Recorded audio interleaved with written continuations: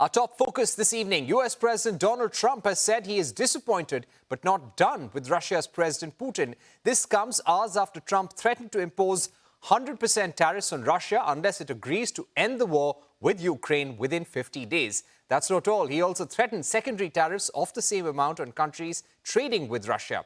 This essentially means that any country that trades with Russia will face the tax if they want to sell their products to the USA.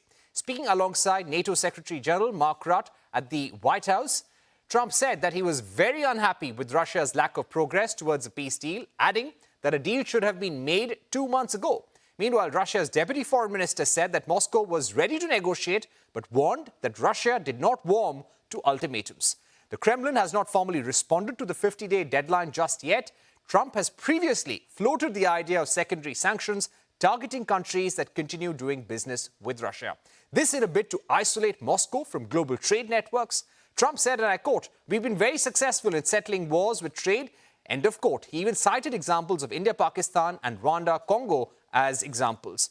Trump has also confirmed a major NATO weapons deal to support Ukraine, including shipments of US-made Patriot missile systems. He said billions of dollars worth of military equipment would be purchased by NATO allies from the US and quickly distributed to the battlefield.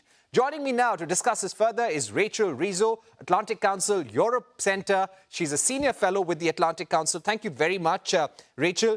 Do you think Trump, by making that statement against Putin, saying that I'm very disappointed, we could impose severe tariffs if you don't agree to a deal, this shows Trump's frustration?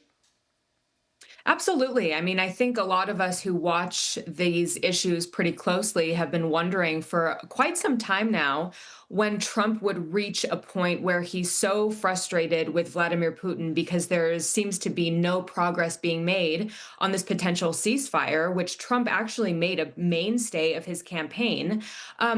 And finally, I think we've reached that point. And what this looks like, I mean, obviously, you had the announcement yesterday next to the NATO Secretary General Mark Rutte at the White House. You also had this announcement about potential 100% secondary tariffs if a ceasefire deal isn't reached within 50 days. So you can really see this frustration with Putin bubbling up to the surface. And so this support for Ukraine is more based in that rather than being based in a desire to fully support Ukraine, I think. Right. Rachel, the Russian spokesperson has gone on to say that they take Trump's threat very seriously. They're going to analyze what Washington has said. What really are Donald Trump's options if Russia were not to agree? And would Putin even be bothered about 100% tariffs? Well, this is really the question here. All right. So the US has negligible imports from Russia. Okay. It's about 0.2% of US imports. So the real question here is whether or not the United States, Trump specifically, because this is where these policies lie, would be willing to follow through on these threats to impose 100% secondary tariffs on countries that continue to trade with Russia. So this would hit countries like India pretty hard because Russia accounts for 40% of, for example, India's crude oil imports. This would hit China pretty hard as well. And Trump hasn't wanted to do this thus far because I think he's wanted to give Vladimir Putin a chance to come to the table himself. But at this point, it's being very clear that that's not something he'll do. And so really, Trump has to decide whether and when he wants to tighten these levers. I think it really also depends on this weapons shipment deal with NATO and Ukraine and whether or not those weapons deliveries can turn the tide of the war. So taken together, this is a much broader picture than I think was painted yesterday at the White House. And we have to see how things play out over the next 50 days. But certainly last night, Russia continued its barrage of attacks on Ukraine with 267 drones. So certainly the announcement was made yesterday and nothing has changed thus far.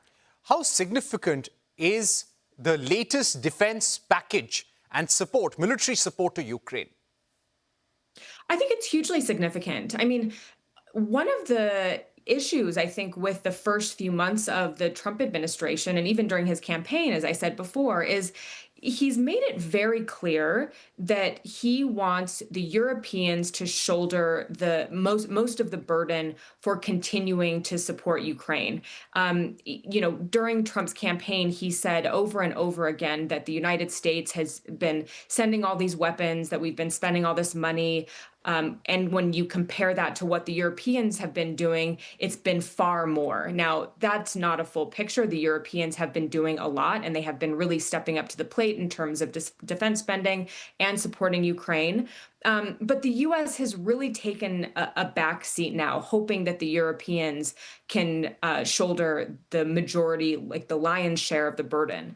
And so with this weapons shipment deal announced yesterday, it does, I think, sort of signify this changing tide, this about face that the Trump administration seems to be doing in terms of its support for Ukraine. But again, as I said before, this is rooted in frustration with Putin rather than affection for Zelensky or affection for Ukraine. Now, considering that 2 rounds of talks between Russia and Ukraine have happened in Istanbul and a 3rd round will take place, and Russia has said that they are ready for further talks with Ukraine, but they've not received any proposal for now. Do you think Putin can be trusted over the next 50 days? Is there enough pressure on them to come to a deal? Because they have larger ambitions. They want to emerge victorious from this. They would like the deal to happen on their terms. So do you expect Putin and Russia to only buy time and probably get an extension for another 50 days? Or do you think this is possibly the time when Putin will come to the table and get a deal done? Well, I mean, I think it really depends. If Putin is in a place, if Russia is in a place at some point where they realize that they've reached the end of the line, okay, there's no ability to go any further in terms of gaining more Ukrainian territory, then their possibility that they'll come to the table, I think, goes up. But up until now, I think Putin has shown no real willingness to negotiate, no real willingness to end this war. And of course, he can't walk away from this war having it look like a loss. This has to have looked like a win for him. But it also has to have had to look like a win for Zelensky and Trump as well. I think Trump has gotten to a point where when he's speaking to reporters, you really sense this frustration with Putin's unwillingness to negotiate. You know, Trump has said, we have these great conversations on the phone. They last for a couple hours. And then he hangs up and bombs people in Ukraine at night. So he's really not serious about these negotiations thus far, of course, because the pressure hasn't been put on him high enough. So the question is, what will Trump do? Will Putin come to the table over 50 days, or will he just try to take incremental steps to see if he can lengthen that 50-day timeline? Right. And Rachel, finally, Trump has threatened 500% tariffs on countries like India and China, which are buying Russian products, including Russian energy. What is the likelihood of the Senate passing the Sanctioning Russia Bill 2025? And will Trump follow through on his threat against countries like India and China? Okay, so I think it's important to notice that the 100% secondary tariffs that Trump has been talking about is separate from this 500% secondary tariff bill that is going through the Senate and House right now. So you have this bill that is supported by 82 senators. This is broad bipartisan support on Capitol Hill for imposing 500% secondary sanctions on countries that import Russian energy. But it also has this mechanism where the final ability for enforcement comes down to whether or not Trump wants to enforce it. So as of now, if that bill passes, which I'm not sure it will because it's facing some hurdles in the House, I'm not sure if that's something that Trump will actually enforce. What he might rather do is go on, his own discussions with Putin, his own announcement yesterday, and potentially impose his own 100% secondary tariff. So these are two separate issues here, two separate lines of potential punitive measures, both significant, but both ultimately lying in the decision for Donald Trump. And so we have to wait and see, I think, what happens over the next 50 days if Putin wants to come to the table. Right. But I don't think we'll know before then. Okay, Rachel, thank you so much for joining us with that comprehensive perspective on Trump's threat to Putin and what will happen over the next 50 days? Absolutely. Thanks. Let's move on to all